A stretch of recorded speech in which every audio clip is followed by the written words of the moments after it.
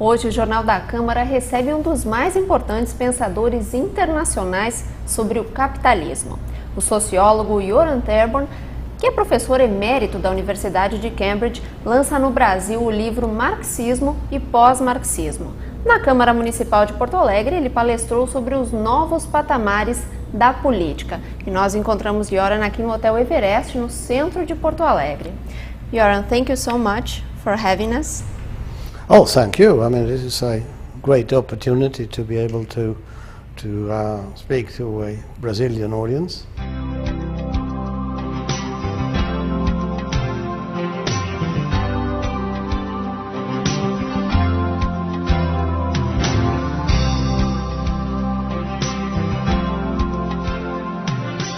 These are times of global awareness, but also of a global questioning about the future of traditional structures of politics. What do you think are these new patterns of politics? Well, to begin with, I mean, we should all be aware of, I mean, that the parameters of geopolitics, I mean, the big configurations of power in the world are changing, and that we are living in the beginning of the end of a long period of European and North American hegemony in the world. And this means that political ideas, political experiences, political practices, political cultures in other parts of the world, in East Asia, for instance, and in Latin America, will become increasingly important on the world scene because of this change, which we are only at the very beginning of. I think that's the most important, this kind of geopolitical shift.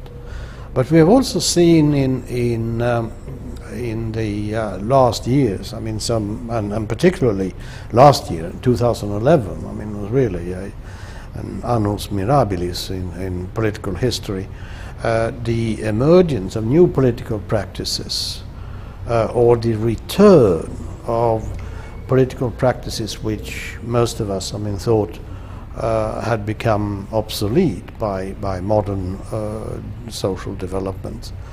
We've seen, for instance, I mean, the return of urban revolutions, very similar, I mean, to the revolutions of 1848 in Europe. In a few articles you mentioned that movements like the Arab Spring or the Occupy Wall Street were innovative in a certain way, but they were not able to completely change the political scene.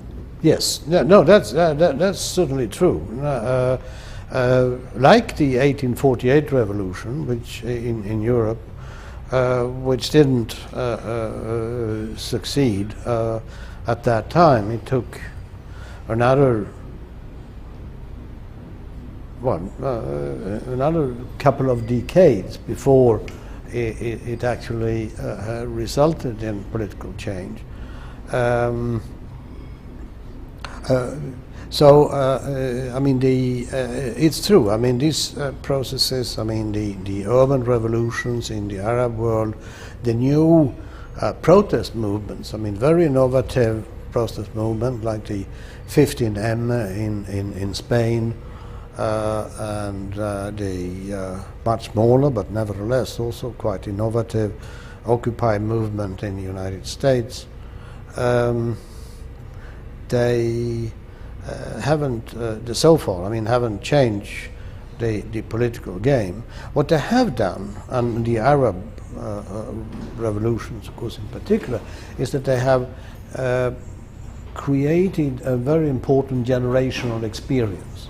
I mean, these people who have participated in these movements, there were, in 2011, there were enormous protest movements all around the Mediterranean, not only on the Arab side, the southern shores of of the Mediterranean, but also on the western, in Spain, and in the northern, in Greece and Italy and France, and on the eastern shore, even in Israel. So I mean, this is the first time ever that an Israeli movement has actually been inspired by the Arabs. So these new political practices, I think we should see them as creating a new generational experience, which these people will always carry with them as they grow up and as they become more experienced and perhaps more influential. I mean, they will remember, I mean, what they were doing, and that will in itself be a force for social change in the future, I think. Do you think there's a new interest in youth for politics? Because in the past few decades we could see, at least in Brazil, the youth was a bit far away from politics, in a sense also that they didn't believe in it anymore. Do you think there's a new interest? Well, in some parts of the world, yes. I mean, and you know, this goes up and down, I mean, and from one country to another.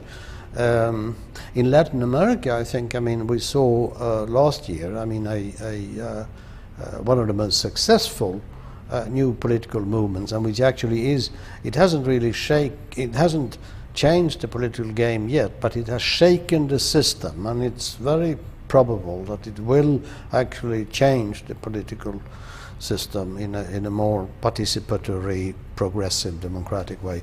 And that's the student movement in Chile, which actually, I mean, managed to rally support, very broad support, I mean, from organized labor and the trade unions, from the progressive urban middle classes, and it spread all over the country and so on. I mean, even in small towns in Chile, I mean, there were rallies and demonstrations in support of the student movement and the demand for a system of higher education which is not commercial. Well, these are new features of politics, but also those old traditional features like a left wing and a right wing have been affected by the changes of the social changes around the world. Do you think we're in a transition period? I mean, this year is a year of elections in Brazil, not presidential elections, but municipal elections. And we're seeing some very unlikely coalitions in the name of power. Do you think anything goes nowadays, or are left wing and right wing still definitions we can make?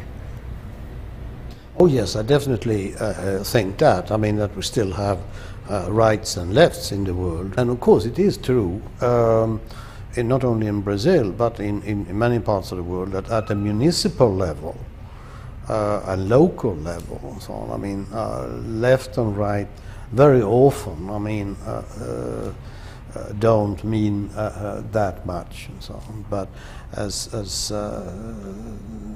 soon as you get into the politics of larger areas of states and of nations and so on, I mean, you still have right and left. You can and in some countries, in the United States, for instance, I mean, politics is more polarized, right and left, than it has been for decades.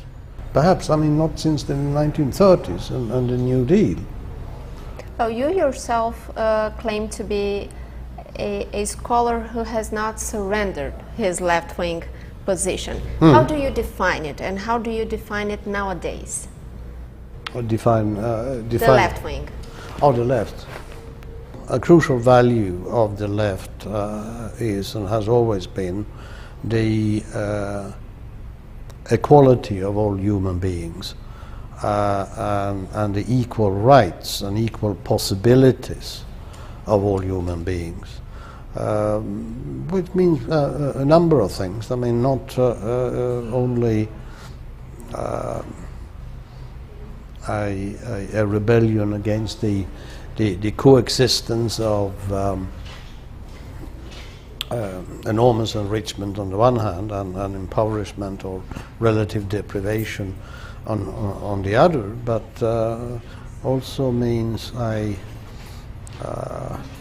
rebellion against all forms of discrimination and humiliation of others. So, I mean, left is and has always been, pro-feminist, and has always been anti-colonial and anti-imperialist and anti-racist.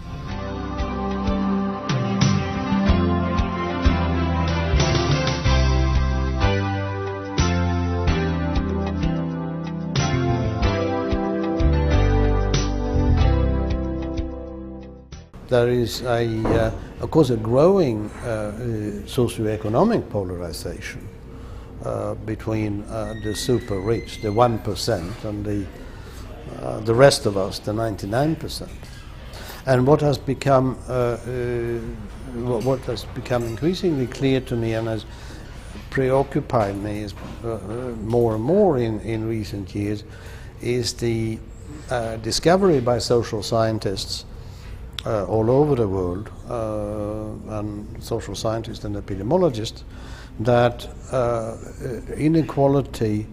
economic inequality is also associated with an unequal distribution of life. All over the world, poor people die much earlier than rich people. In London, there's been made a study which shows that if you ride on a particular subway line, the Jubilee line, from Westminster and eastwards in London,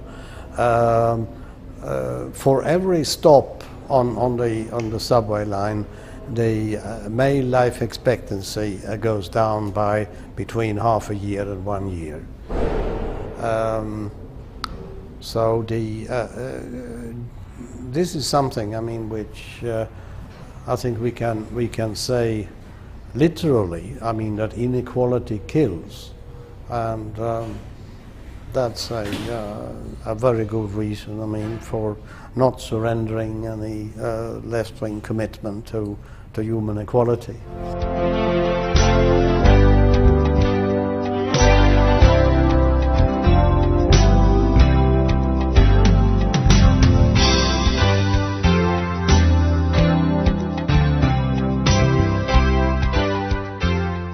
We are all beginners in the sense of seeing society as the world. Until very recently, when most of us, including social scientists, when we talked about society, we meant Brazilian society or Swedish society or American society. And we can no longer make those claims. Yeah, no. Now it's important to see the world as to have a global perspective on social issues, social problems, social tendencies. And this is this kind of discovery and recognition of the whole of the interconnections and interdependence of the whole planet, and the inequalities between life courses in different parts of the world. This is something new, and in that sense, I think in front of these problems of trying to grasp the whole world as a human society, I think we are all beginners. Okay. Well, you also say about the left wing that while we live in modern times, there will still be space for left and right, especially for the left. How do you post yourself towards scholars who talk about a postmodern time or a liquid modern time? How do you stand towards that? Well, I came to believe, it took me some time, but I came to believe that the postmodern challenge was a very fruitful one, because it raised a number of questions about what we mean by modernity, by progress, by development, and emancipation and all that. So I think, I mean, that was in one sense, I mean, it was the postmodern challenge, or the rise of so-called postmodernist writers, which made many of the rest of us aware of that we were modern, and had to sort of clarify what that mean, and what are the limitations of it. I think, I mean, that the actual forms of the postmodernist discourse, I mean, were overblown and on the whole untenable, and that's why, I mean, the postmodern intellectual movement, I mean, has more or less faded out. But it was a very important moment in cultural history when it arose in the 1980s, and I have learned a lot from it, and that has been one of the inspirations for me to deal with with issues of modernity, the meaning of modernity, and the historical pathways to modern society, which actually are very different in different parts of the world. But your concept of post-Marxism, does it relate in any way to a postmodern concept? No. Post-Marxism is not my concept. I mean, it was actually coined by two philosopher friends of mine, Ernesto Laclau and Chantal Mouffe.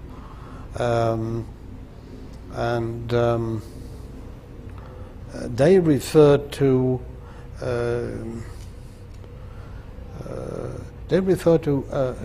socialist, and in that sense, of course, left-wing discourses which continued the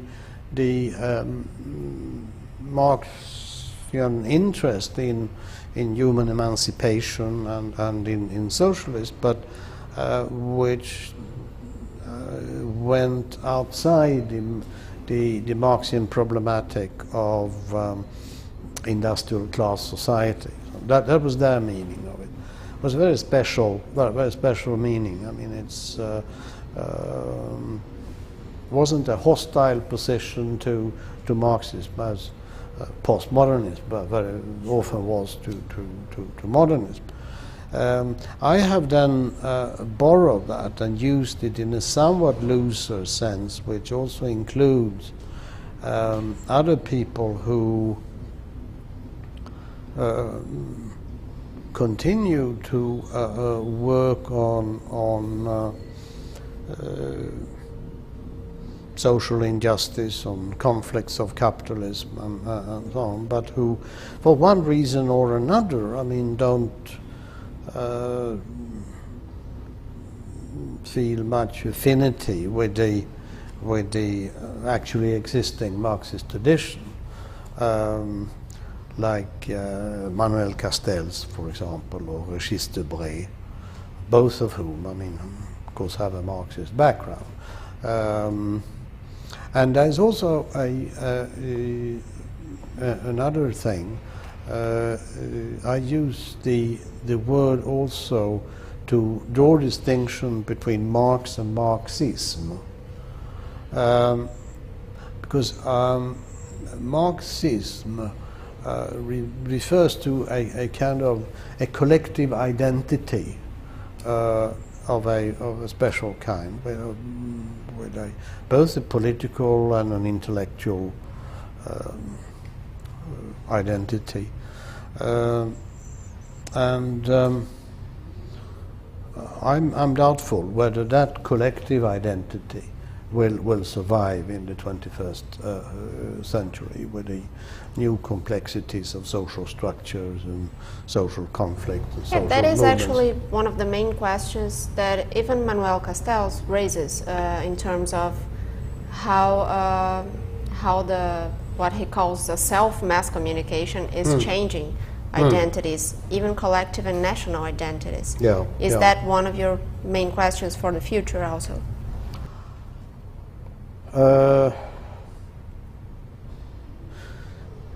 I look at the problem, I mean, from a somewhat different angle.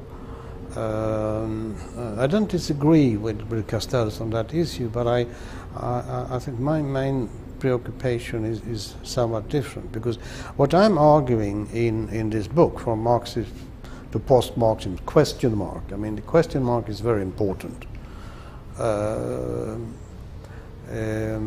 is that on the one hand, I mean, Marx will survive and will be read and reread and reinterpreted many times over in the future.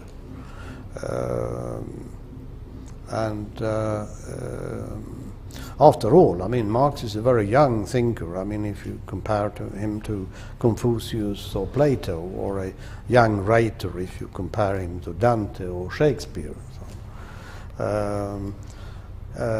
So Marx has a great future. I'm sure about that. Although it will go up and down. I mean, like the interest in Confucius, or the interest in Plato, or the interest in Hegel, or in Voltaire, or you know.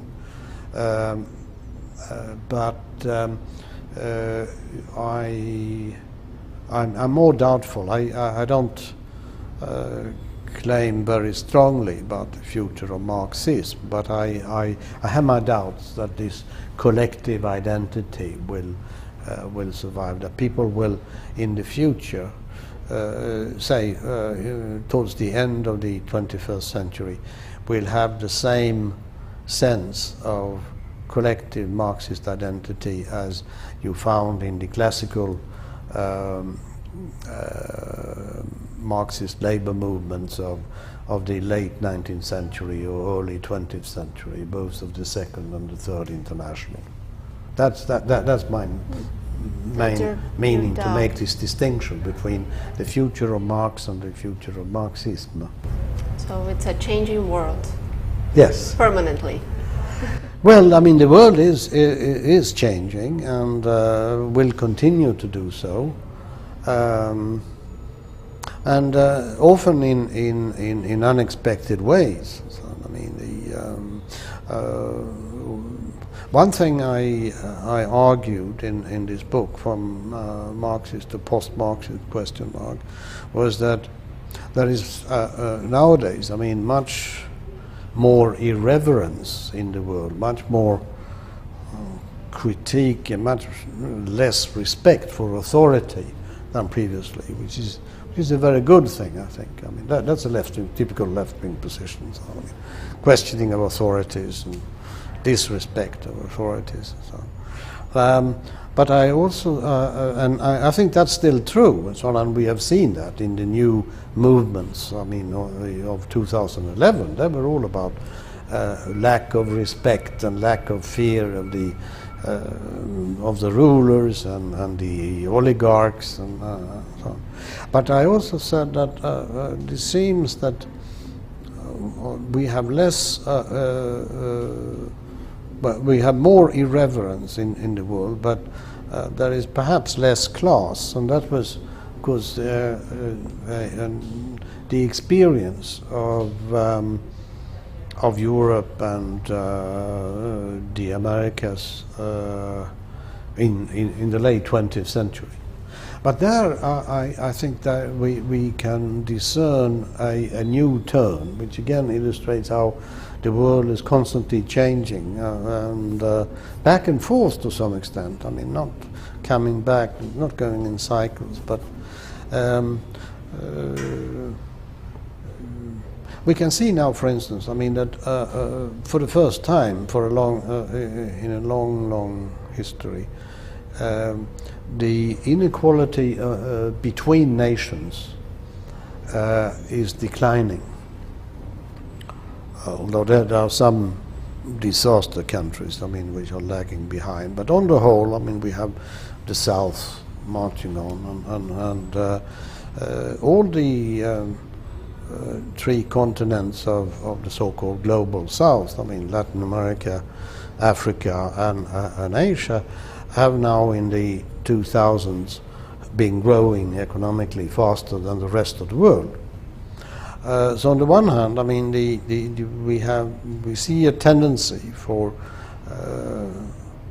the economic gaps between rich and poor countries declining, but at the same time we see in each of these countries the increase of internal inequality in China, in India, in Africa, in Europe, in North America. The only exception to that is South America, which is interesting. I mean, it is an empirical fact, but we shouldn't forget, of course, that the decline of inequality in Latin America, I mean, starts from a very high level. So. Yeah. All right. Joran, I would have so much more to ask you, but our time's up, unfortunately, so thank you so much for the interview. Oh, thank you for your intelligent questions. E obrigada também a você que assistiu o Jornal da Câmara. Hoje o programa termina aqui, mas a gente se vê na próxima edição.